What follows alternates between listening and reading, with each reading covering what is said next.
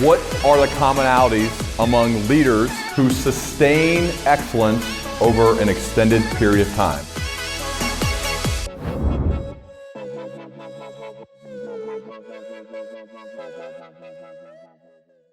Brad, great to have you here on the Learning Leader Show. Welcome. Thank you, Ryan. Good to be here. So you invented the Net Promoter Score, I believe almost 20 years ago. And I know this personally because I've used it at more than one company where I've worked and really appreciate what it provides. First, could you explain what it is as well as why it's so important to be revisited now?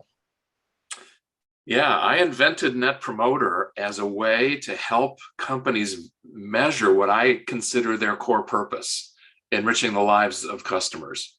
And we used to look at statistics like retention rates and customer satisfaction scores that they really didn't get the job done. And so I was originally going to call this Net Lives Enriched. You know, of all the lives you touch, how many are enriched, how many are diminished? And that balance sheet becomes relevant, not just to the company, not just to the team, but to an individual who cares about leading a life of meaning and purpose. And that's where it came from. So why do you think it's a good time to revisit it now? Part of it is you have a new book called Winning on Purpose, which we're going to talk about, but this is I think it's being brought back up and seems to be timely. I think the reason to revisit it now is that while it has had extraordinary adoption, Fortune magazine just reported that over 2/3 of the Fortune 1000 use Net Promoter, which is a wonderful victory in some ways. But I think the vast majority of people who use it underuse it, misuse it, abuse it, and unintentionally, of course. But so many people have changed this away from lives enriched to this is a score I'm going to hold people accountable to, and if they slip below some level, I'm going to fire them or dock their bonus. And as a result, a survey-based score is just totally inappropriate for this purpose. And frontline employees feel like, well, I guess I need to care about the score, not about whether I'm loving customers and learning from their feedback. I'm just going to make sure they give me a 10. So after I'm done with my transaction, I say things like, only a 10 is a passing grade at our company. Or, please be sure to give me the top, even if there's something we want to talk about later. I really need this score to keep my job. And that debases the score. It's uninspiring to employees, and it basically screws up the system. Can you explain the question that goes with the system and the whole scoring component and what it means to be a promoter versus not? Sure. Yeah, we value customers' time. So one question with one verbatim follow-up is the classic score or Net Promoter process. How likely you'd recommend us to a friend is the core question. It gets at this idea of recommending, which is an act of love. It means that you had such a life-enriching experience that you want to share that with someone you care about, a friend or a colleague. And it's a high standard. And if you've achieved it, the next question is why. Can you tell us a little bit about why you feel that way and how we might improve our work for you? And that open text verbatim lets people understand why they have either enriched a life or diminished it, and they can call that customer and start to understand how to fix that. Or in the case of a great success, how to make sure they repeat it, do it more often. And then you come out with a score, and so 0 through 10. Everyone argues about, we should have a 1 through 7 score, and market researchers are going crazy over 1 up, and 0 through 10, in my experience, is the universal scale. Everyone around the world knows when I say that is a 10, they know it's a standing ovation. And if I say it's a 0, they know that's horrible. I don't need to put flags or define those ends of the spectrum. 1 through 10 is not so good, because sometimes number 1 is you're excellent, and aces can be high, aces can be low. 0 through 10 is the most frictionless, universally understood scale. It also makes it possible to differentiate great from okay. Yeah. And when you squeeze down to the 5-star system or a thumbs up, thumbs down, you know how to catch the problems, but you really can't tell the no problem from the awesome, remarkable experience. I have to share this with all my best friends. That you mentioned earlier that 2/3 of the Fortune 500 use NPS, Net Promoter Score. Who are some that are at with the 0 through 10 ranking? Who are some that are either at or closest to the 10, the companies that maybe we've heard of, it, as well as why you think those companies arrive at that point? The interesting thing is no company is getting 100% 10s. So everyone has room to improve. And one of the nice things about Net Promoter is it keeps people humble and can keep focusing on there is room for us to get better. We do not want to diminish lives. So when we take Net Promoter Score, how likely you'd recommend us 0 through 10, we take the 9s and the 10s, which we call promoters. Those are the customers that are coming back for more, bringing their friends, building your reputation, making your employees proud to work there. Those are promoters, the assets. Subtract the liabilities, the detractors, 0 through 6. And the net score is simply taking of all the people you touch, how many promoters minus detractors as a percentage. Voila. The very best companies in the world are operating at 60, 70, 80, even 90% net promoter scores, where 100 is theoretical perfection.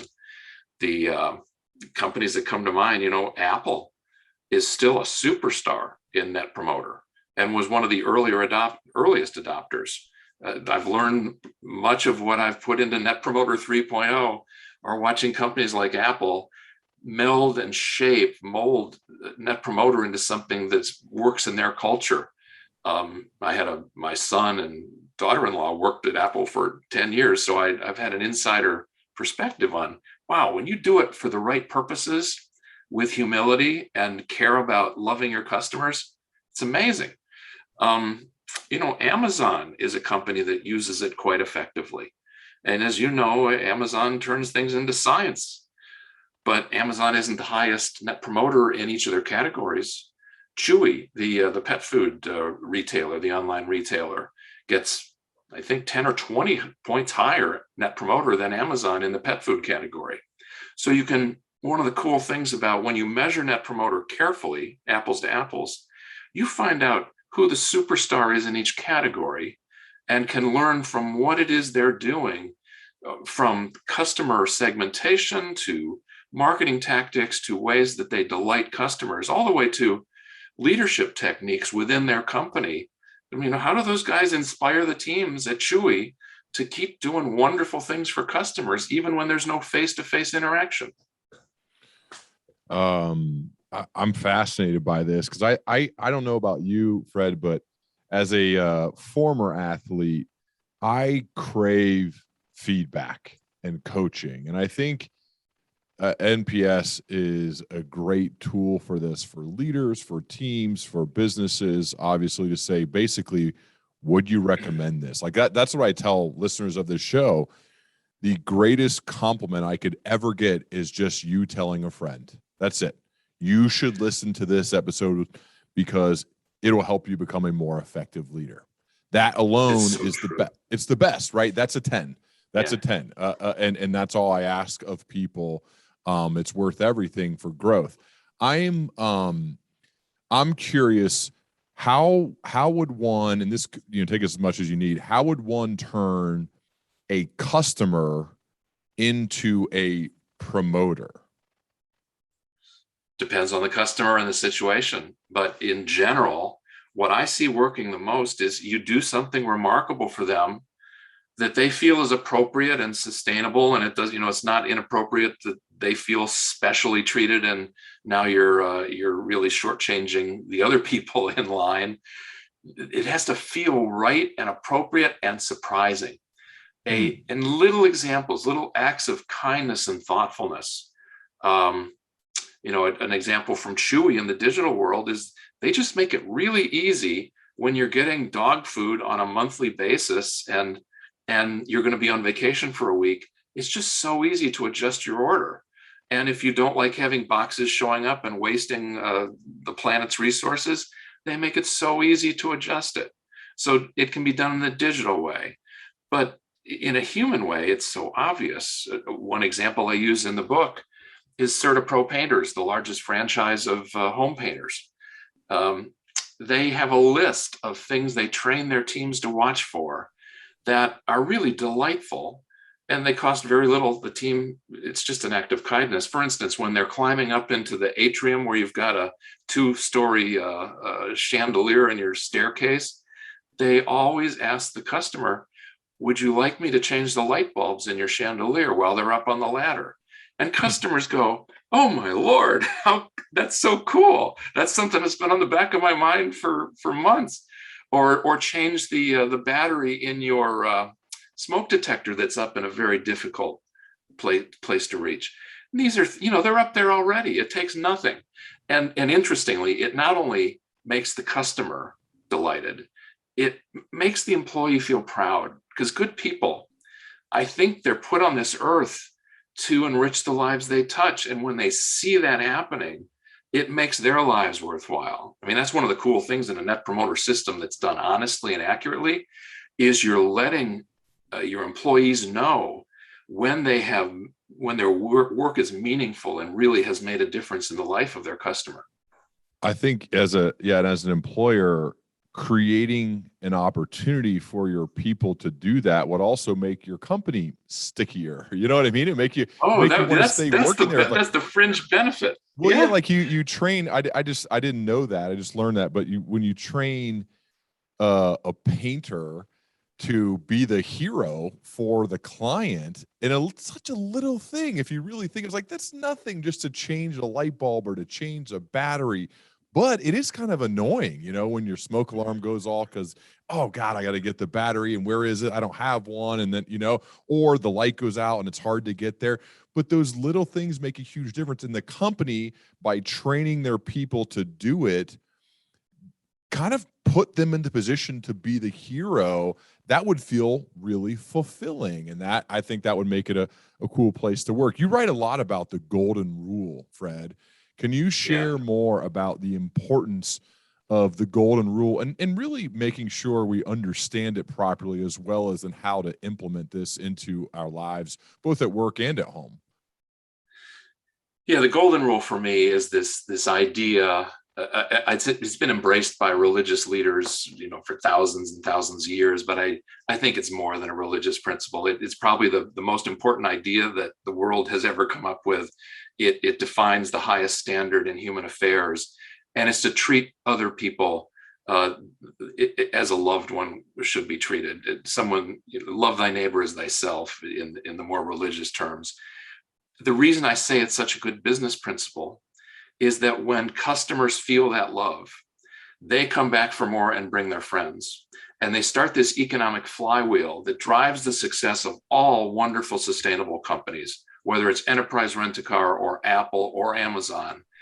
I know the accounting doesn't make this obvious, but the reason those companies grow sustainably and profitably is that underlying customers coming back for more and bringing their friends. And the thing that powers it is a workforce who's inspired to treat customers the way they would treat a loved one, and strive for not just an okay or a satisfied, but that act of love, of kindness, of enriching a life that, it's great for the customer, obviously, it's great for the business, but it's great for the employee, because that's what inspires and energizes people to work hard and to go through the tough times in life. There's so much talk of purpose these days. I call the book Winning on Purpose. I think there's only one purpose that's the winner.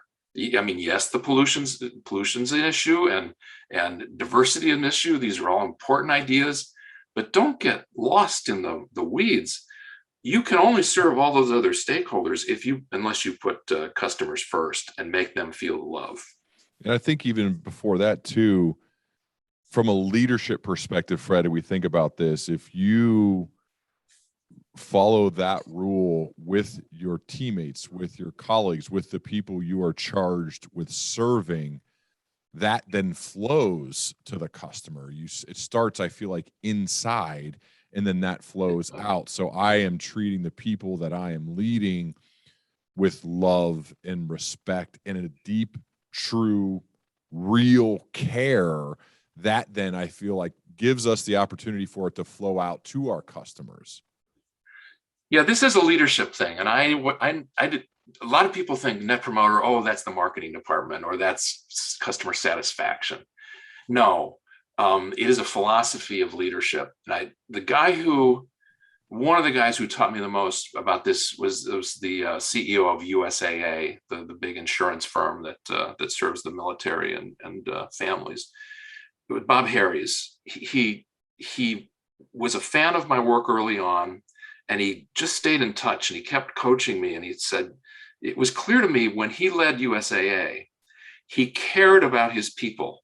He obviously, the purpose of the business was to enrich customers' lives, but his duty as a leader was to inspire his teams to embrace that purpose and then to care most about their safety, their health, their well-being. And so the leader's top job is to their team. They have to love their teams. And that kicks off this opportunity for them to live lives of meaning and purpose by loving their customers. Absolutely. I love it. And I'm curious, what made you call it winning on purpose? Because so many businesses have confused what the true purpose of a great business is. I think because we measure ourselves with accounting financials, it's easy to get into the mindset, and it's not just measure. Our governance is set up this way, boards of directors, we set our budgets on financials, we track our progress on financials, we compensate bonuses. The only reliable information in the business are financials. So people come away thinking, gee, the purpose of the business is to maximize shareholder value or to maximize profits or something financial. And I think that's really off base. We did a survey. Bain surveyed a couple hundred senior executives around the world and asked, what's the primary purpose of your organization? You want to know what percent said customers? It's only 10%. The vast majority thought it was either maximizing shareholder value, being a great place to work, or the biggest one was this hazily defined black hole of balanced stakeholder duties to everybody on the planet. And it's like, really? And only 10% of people put customers first? And I think there is only one way to win. It is living up to this purpose of enriching customer lives. And so many people in the world are now, in my mind, confused about what their primary duty should be, what a great company focuses on. I remember, so I was rereading your book this morning, page 77, and maybe this is because it's just spoke to me. I remember this is one of my first jobs, but you write about focusing on frontline team leaders. And I think of this as the first promotion, right? You go from individual contributor to first-time manager. And I vividly remember this. I wrote a book about this jump in your career because it's so hard. And it's so important. And what you write is at Bain, we came to realize through our own experience that the frontline team leader sets the tone, models the values, sets the priorities, and balances individual needs with team needs. Given this critical importance, we select leaders with great care and invest heavily in their training and coaching. Fred, can you share more about why leaders and senior leaders should focus and care so much about these frontline leaders? Yeah, I evaluate companies based on their frontline supervisors and the effect they have on their teams. Probably the most important lesson that we learned at Bain is leaders don't make their teams happy. Customers make them happy. So the leader's job is to help make sure that each team member is in a role that is valued by their teammates and where the team can consistently win with customers. That's the engine room of every business. Too many companies just promote people who are good at the front line. And often those are selfish guys. Those are people who elbow their way to the top and, me, but the team just resents it. So at Bain, and Bain is full of very talented, very ambitious people. So we have a process of getting feedback that is carefully anonymous, but every 6 months, teams evaluate their leader. And unless those leaders are living the core values and they're proud to be with and they want to work with them again, they'd recommend this team to a friend, that leader isn't eligible to get promoted up the chain of command. And if this whole company is thinking, we're picking our leaders, or we're determining who's eligible for leadership roles, it's turned the place around into, we want people who not just deliver the financials, that's a necessity, but we promote people who live the values and are role models for the people they work shoulder to shoulder with every day. And it's led to a phenomenal change in the business. Fred, I've talked to a number of people who worked at consulting firms, Bain or McKinsey, and every time I've come away really impressed. And the reason I say that is because I think at times companies like Bain or McKinsey and those can get kind of a bad rap. They have huge fees. They get brought in when times are bad. Sometimes they're connected with political leaders, and it's easy to kind of dunk on those types of people. Yet my experience has usually been pretty positive. I'm curious, like, what do you think about that? Like the space of this big consulting firms, what you do for clients, as well as this kind of feeling out there where it's easy to criticize companies like ones you've worked for. Yeah, I can't comment on the competitors, but Bain I know pretty well. I've been there 44 years, and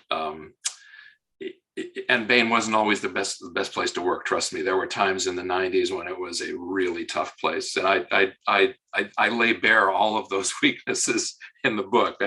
I think this is the most transparent critique of Bain ever made public.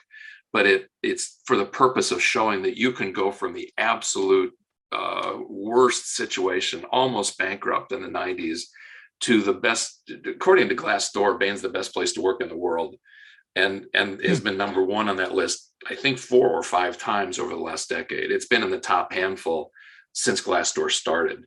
It's a very special place, and I know some of the things we do. But I'll tell you, the one thing I think at the core of it is our value. We exist to help our clients succeed and to make the lives of the individuals, their careers, to help them solve problems and succeed. So when I mentioned earlier, we did a survey of executives of what's the primary purpose for your company, and only 10% said it was customer. At Bain, when we survey our frontline teams, 2/3 of them will say it's clients, our customers. We exist. Our business exists for our customers. And I think that is why it's a great place to work.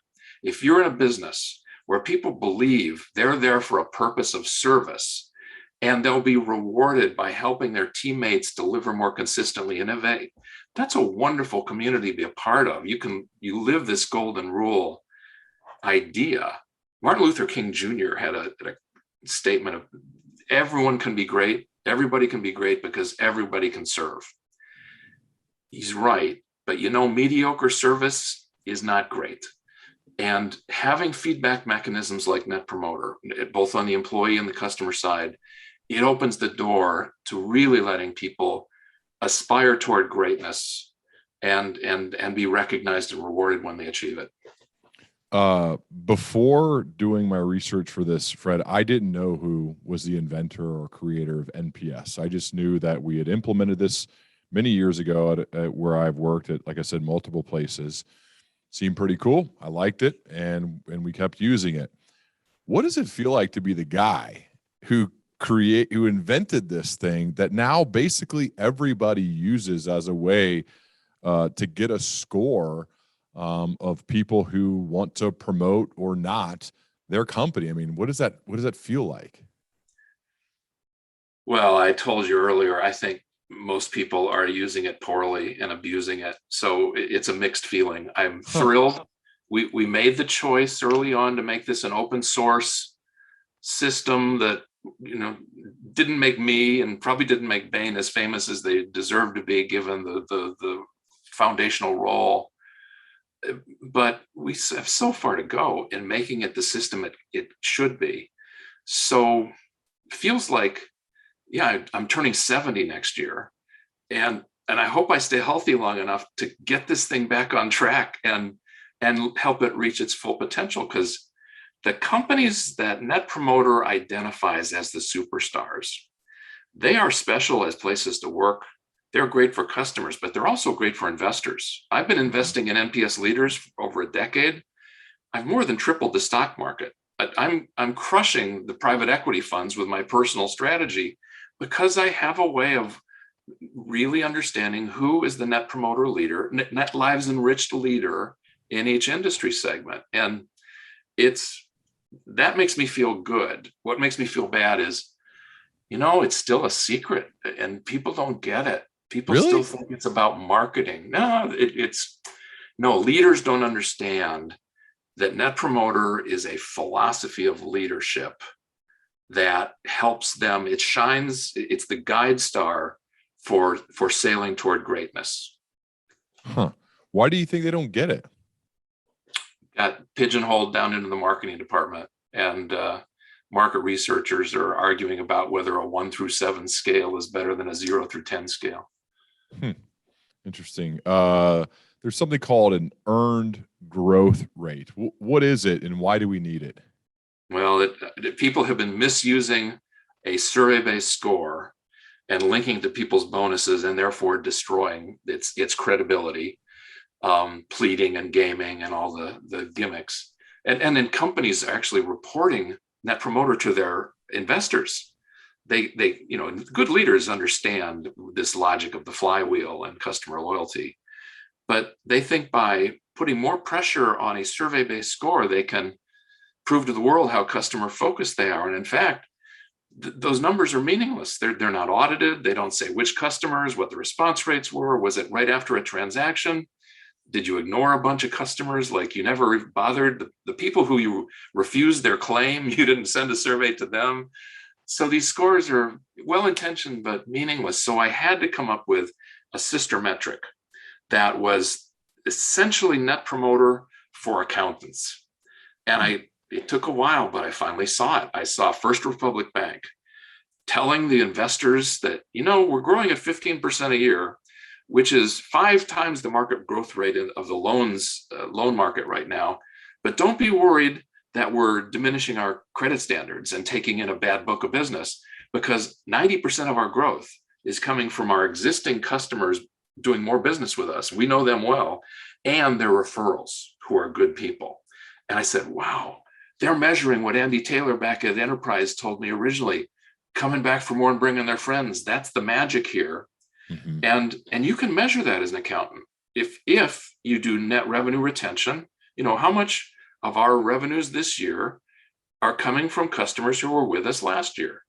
And then the extra part of earned growth rate, there are 2 components, it's a little harder, and how much of our business is coming from referred customers that are essentially second order benefits of treating our existing customers so well. That earned growth rate for great businesses, like Warby Parker just went public, yep. Over 90% of their new business comes through referral.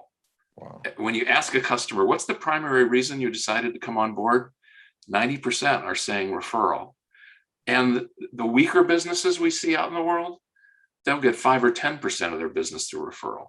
That has an incredible impact on cash flow generation, profitability, and inspiration of the workforce.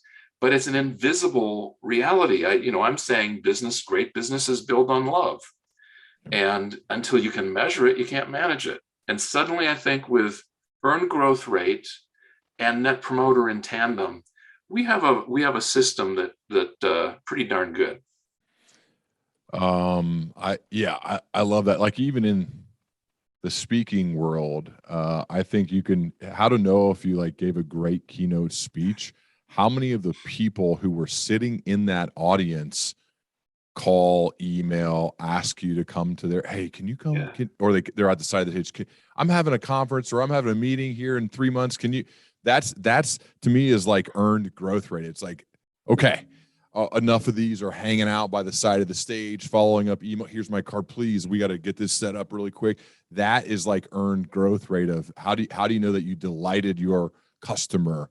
They're asking for more for their own conference, or hey, my friend has one coming. You got to go to his too. You know? Yeah, you're really good.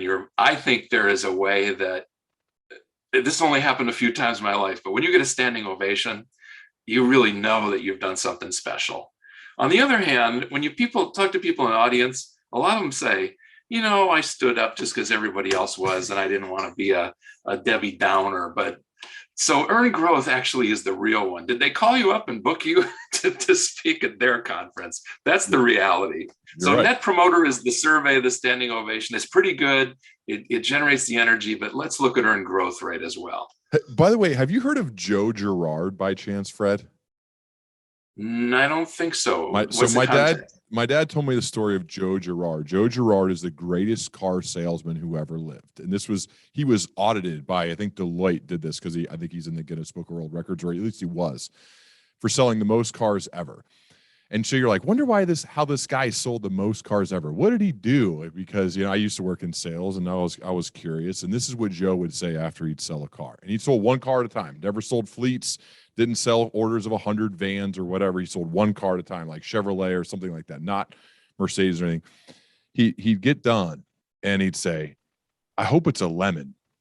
And they're like, what? And he'd say, I hope it's a lemon. And a lemon, obviously means a bad car that doesn't work. And they're like, what do you mean, Joe? Why would you hope it's a lemon? No, you don't want this to be a lemon. He goes, then I'll get a chance to show off. And that's true. Because of the service that I'm going to provide you, if it doesn't go well, because of that, you're going to buy every car for the rest of your life from me. And not only that, but you're going to tell everybody that you got to go see Joe Girard. And so, he had a little bit of a salesmanship to him. He got a little bit of a swagger about him, but that's how he did it. He leapt on top of problems and issues and took care of them quickly.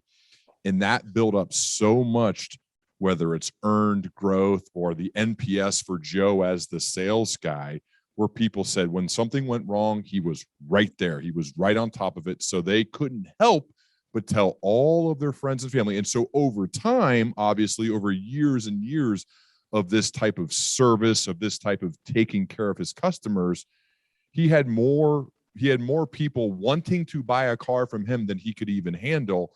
And this led to him averaging multiple car sales per day, every day for years. And I think it's just a good reminder of, I don't hope things go bad for people, but having the mindset that if it does, part of how I can earn that loyalty and earn you telling your friends and your family is leaping on those problems and taking care of it for people, because it's hard. It takes time. It's not that fun, but that's actually over time what earns that loyalty. I think it's a great example, and it's just evidence that really strong, intuitive entrepreneurs understand this idea. Yep. That's the only way you can grow, is create a lot of promoters who will become your sales force, your PR, your idea generation, all for free. So you have a world of friends. Andy Taylor grew his business to the largest car rental business on earth by that simple idea. Make sure people are getting treated at the branch so that they'll come back for more and bring their friends. The problem is bigger businesses start measuring themselves on financials, and the financial mindset creeps in, and you forget this is a human world where my job is to turn frowns into smiles. And when I can do that, I can create a wonderful economic flywheel and keep everybody happy in my organization, investors and employees alike. But remember, it's not a financial thing. It's turning frowns into smiles. Yeah, I like that it comes back to being human. And speaking of that, and talking about the financials, what's the difference between good profits and bad profits? Good profits are the profits you earn from your promoters, the people who are loving you and referring friends. Obviously, you are not taking an excessive part of that value pie from those guys because they're happy. The money, the profits you're taking from detractors are bad profits. Scott Cook joined Bain about the same time I did. He left Bain to become the founder of Intuit, the software TurboTax, and Intuit, huge success. I think they just bought MailChimp, the monstrous SaaS company. Mm-hmm. So Scott's philosophy, he says, Fred, we do not deserve a dime of profit unless the customer is happy. And that means he's not earning any bad profits. If you're taking money from a customer who feels like their life has been diminished, that's bad profits. And then there are policies that are just horrible. The marking up gasoline refills at rental cars, 300-400%, gouging you with minimum balance fees and all the things the airlines do that are just designed to grab maximum value. And the reason people, they don't like me calling them bad profits, but they're bad because you would not, if you loved your neighbor, if you lived up to this golden rule standard, you wouldn't do that to that person. So it looks like it makes profits right away to the accountants. It feels yucky to the employee implementing it. It feels really bad to the customer who is being abused by it. And your investors are really getting screwed because you have just made that potential asset into a liability who will never come back, and they'll say bad things for you. Well, it's just short-term win, but the people, I'd rather play the long game, even if you take a hit short-term, because over time, when people kind of ask you, like, how does this flywheel seems to be turning pretty well? You're like, well, yeah. For the last 15 years, I've tried to just live by good profit. I've tried to think long-term as opposed to eking out extra fees or extra wins along the way that, yes, temporarily looks good, but long-term it's not going to last. And I think that's when I think of good profit and bad profit. And I really appreciate that. Fred, I want to turn this personal for a bit. How can we apply NPS, Net Promoter Score principles in our own lives, like thinking about our own relationships, our own growth as we're developing, and we care about, first and foremost, about our families and the people most important to us? Like, how can we think of Net Promoter Score and NPS in our own lives? Yeah, I don't know if you noticed this when you were reading the book, but Winning on Purpose is really a book about a moral existence. It's sort of a religious philosophy book written for my family. Mm-hmm. You see, it's dedicated.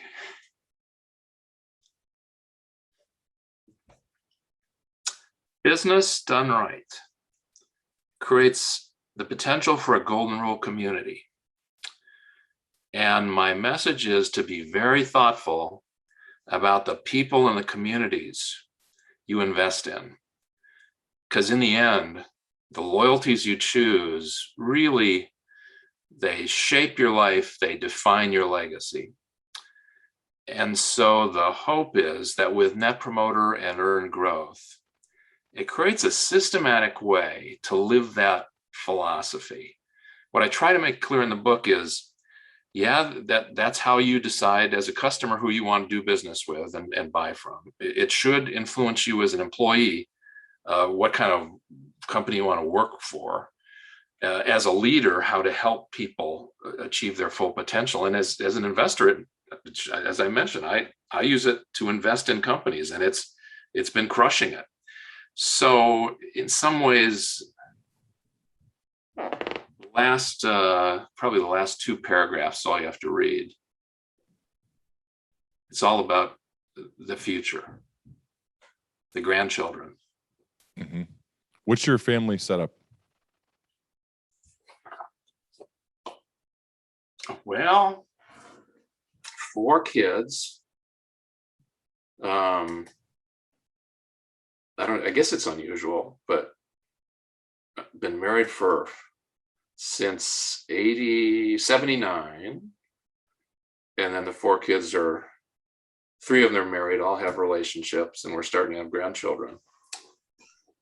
And so at my age, how you pass these ideas on in a world that thinks the purpose of a business is profits or some fuzzball stakeholderism, when in fact it's service to others, primarily customers. And so this is a little bit of how much time do I have left, and how can I make sure that this philosophy continues on? Man, I can't imagine how proud your kids are of you. It's got to be pretty cool feeling, man. I love the personal part, because I think ultimately, like, what's the point of doing all this stuff? Because they're far more important than anything else we'll do.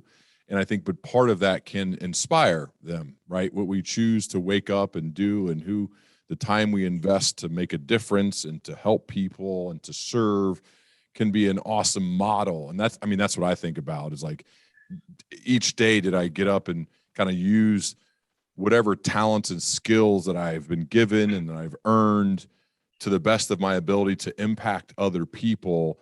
I feel like I can then look at children and my wife and people with a straight face and say, like, that's what I'm just trying to do, right? Because you know how kids are, they are watching what you do so much more than listening to what you say. At least mine are. Well, I think most of them are, you know? And what reputation business has in this, most young people, they think capitalism is one step away from evil.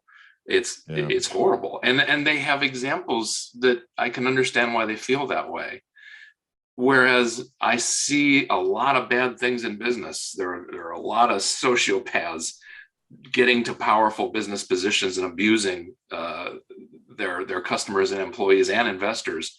But man, the companies that are growing and prospering and are quietly crushing it, they're running on this principle. And I think business creates the opportunity for the best golden rule community on earth, because it's unlike families and unlike society in general, you don't have to keep everybody.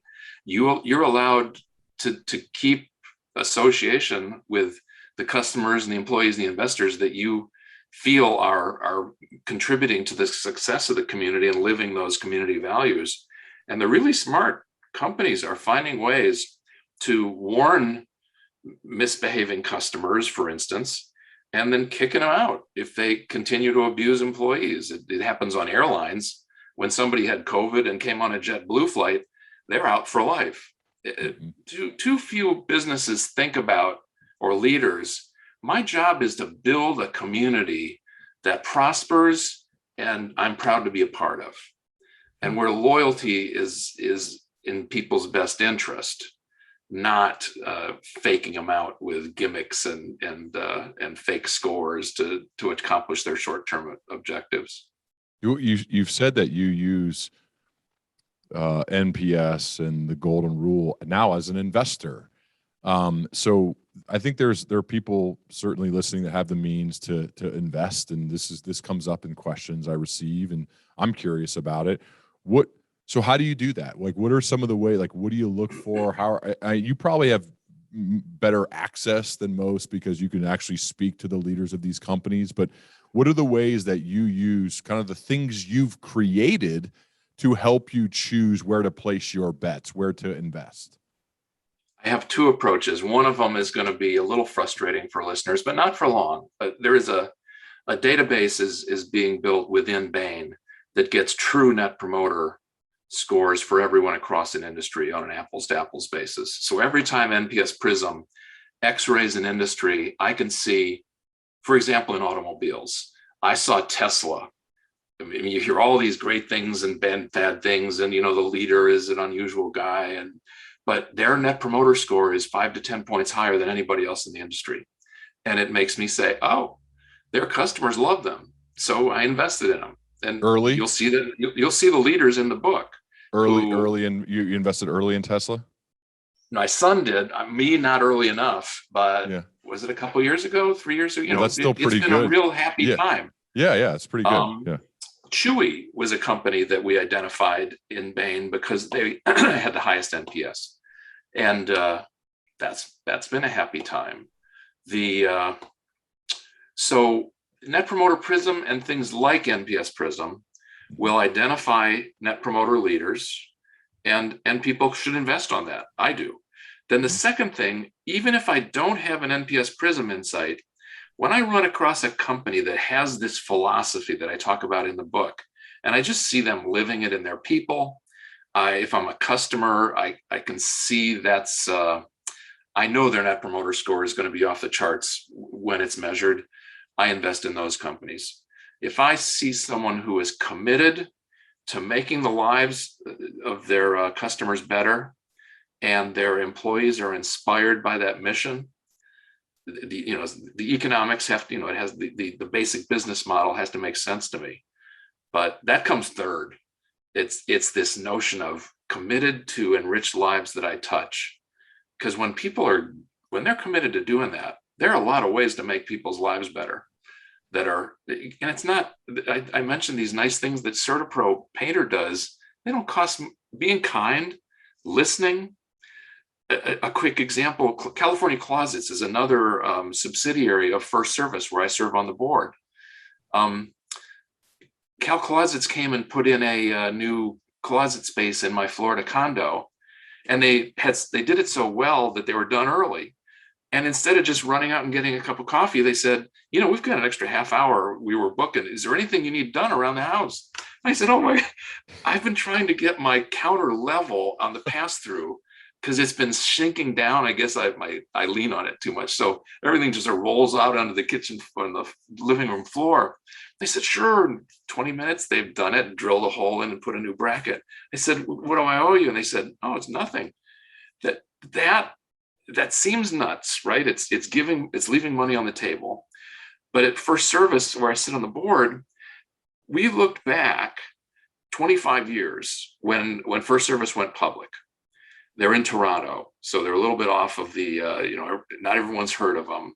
They've heard of Certapro Painters and Cal Closets and some of the businesses they own. But their total shareholder return has been number 8 out of the 2,800 companies that existed as public companies back then, 25 years ago. So that's above Apple, just one step up below Amazon. It's just unbelievable economics that come out of kindness and sort of local excellence, living your values.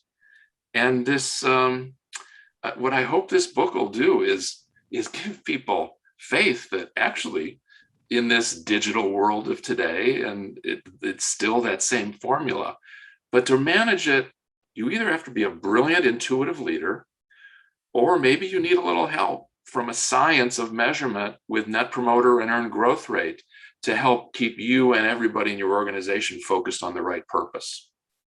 That the story about your counter and them fixing it and you asking what you owe, it reminded me of a good story I learned from reading about Warren Buffett when talking about negotiation and doing deals. And I've tried to implement this in my life with the deals that I've done or partnerships. He just said, you always leave some on the table.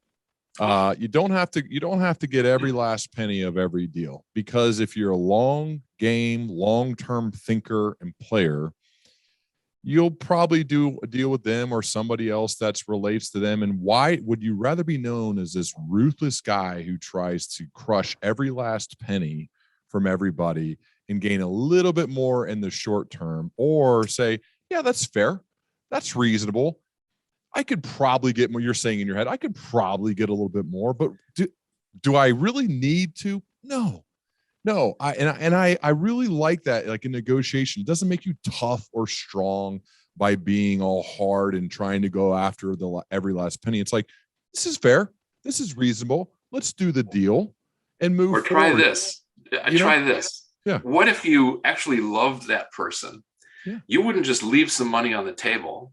You would give them as much money as you could afford to give them and still have a prosperous business yourself.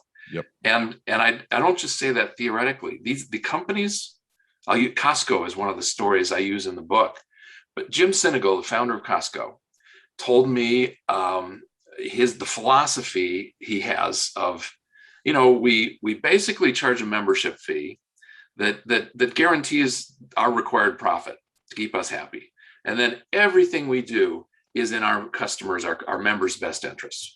And we mark up stuff 14%, everything except Kirkland private label, that's up 15%. So that's our pricing lesson. You could start working in my pricing department right now, as opposed to all the complex, airlines doing all these yield management things that seem so smart.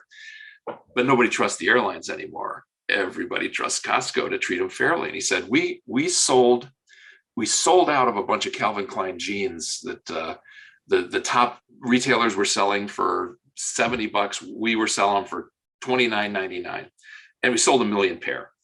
And then, and everyone is saying, "Oh, why didn't you charge more? You left so much money on the table." Then they got a competitor of theirs overseas failed on a letter of credit, so Calvin Klein had another 1 million jeans that Costco bought at an even lower price.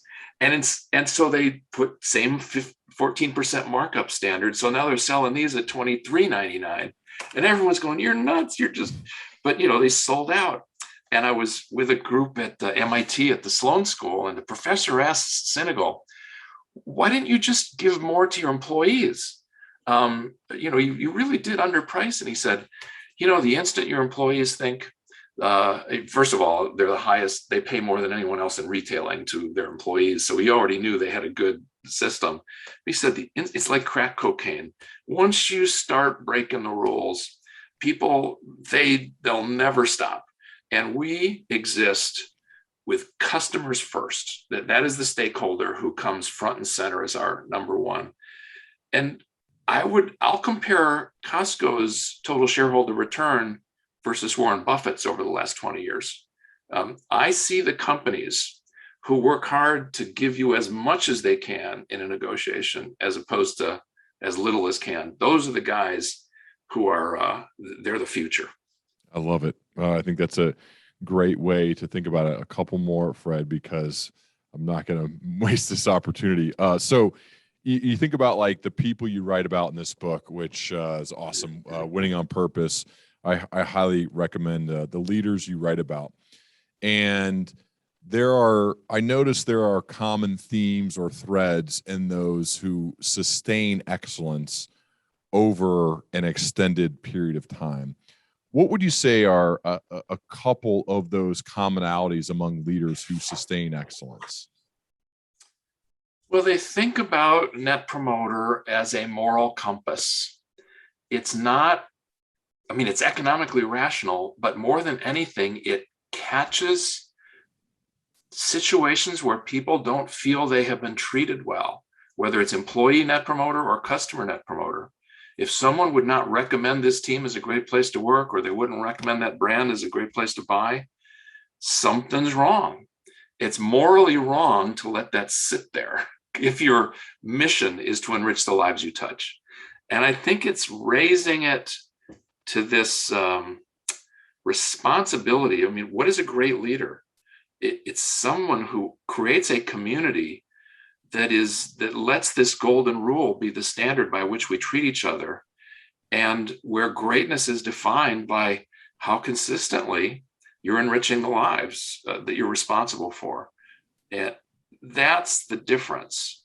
They're smart financially. They understand you can't run a sustainable business without earning a fair profit, but it's growing the business that makes it sustainable. And they see the only way to grow: treat customers so they come back for more and bring their friends, build systems and a cultural reinforcing value set, and daily and weekly huddles so that values becomes the discussion, not just financials, which I think is the real problem in so many businesses today. That's how their mindset is. But it is funny, these 90% of these companies, these leaders are people you'd want to have as a father or an uncle, or you're proud to be associated with them. One last thing, Fred. There's somebody earlier in their career, perhaps they've graduated within the last couple of years. They're not 100% sure what they want to do, but they definitely know they want to leave a dent in a positive way. They want to impact people. They want to enrich other people's lives, as you might say. What are some of the few pieces of life/career advice you'd give to that person? Who you hang with, the people you spend your life with, they influence how you measure success, how you think about important values. So it's just, don't just think of this as a step along a career where you're going to learn an important lesson. Think of this as choosing a group of colleagues who are going to become your weight average self, because your human existence is heavily influenced by the people you spend your time with. And you didn't get to choose your family, but you do get to choose your work colleagues, and choose them very carefully. And then make sure you're only investing in places where you feel confident you can bring something of value and can be proud of what you're contributing to their success. It's not how much I can suck out of this by learning and getting a skill. It's, I want to be sure I'm in a place where I can be a valued member of a winning team. At Bain, by the way, that's the insight. That one thing determined the happiness of teams. It was just this agreement with one statement: I feel like a valued member of a winning team. And I think if there's a lesson for an individual young and just starting in their career, that is the objective you should have front and foremost. Love it. The book is called Winning on Purpose: The Unbeatable Strategy of Loving Customers. I highly recommend it. It's really good, really well done. And it does one of those things where you mix the story and science and practical application really well. I try to do the same, and you've obviously got great experiences, great companies, great people that you're able to write about, and it's useful for leaders and for people in general. So, Winning on Purpose: The Unbeatable Strategy of Loving Customers. Fred, thanks so much for doing this. I would certainly love to continue our dialogue as That'd we be both fun. progress. That's a great idea, because we've only touched a small set of the issues here, including the investment one. Where would you want your listeners to invest their money? This could be an interesting conversation. Hey, I'm all in there, man. I know I have a lot to learn. I'm all in. I really appreciate it. But this is so much fun, man. I really appreciate how much time and care and effort you put into this. It means a lot. My pleasure, Ryan. Thank you. All right. Thank you.